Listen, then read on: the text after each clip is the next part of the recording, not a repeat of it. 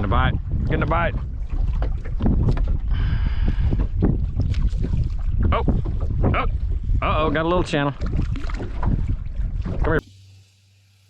Let's make one of these floats. So I've got a piece of water hose, just old water hose, a piece of wire hanger that I twisted up so I can have an eye on each end. You can even put a swivel on there if you want to swivel. I usually don't do that just because, but you sure can. And then a piece of pool noodle that's the same size as the water hose. What I do is I stick the water hose inside the tube, and then I stick the wire through. So I've got an eye on each end. Let me bend it a little bit here.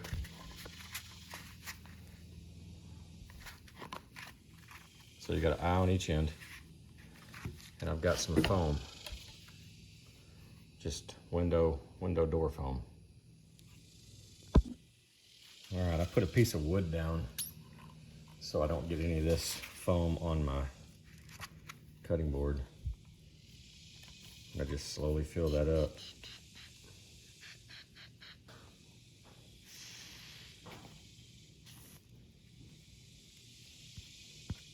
Just clean that off later. And what I do to make it stick, make the hose stick, I just stick this in there on each end, just to tighten up each end a little bit. Like I said, I'll clean off all the extra here in a little bit.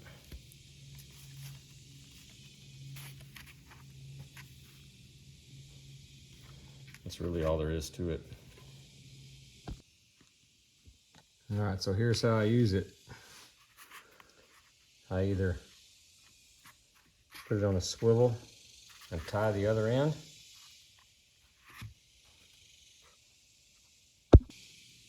okay, if I want a slip bobber, whatever depth I want, if it's 2 foot, 4 foot, or 8 foot, whatever foot,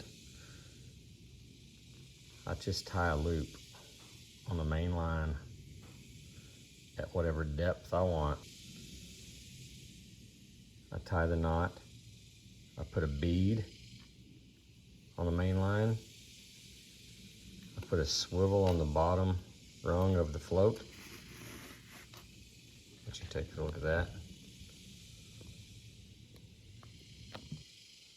I slide my weight on,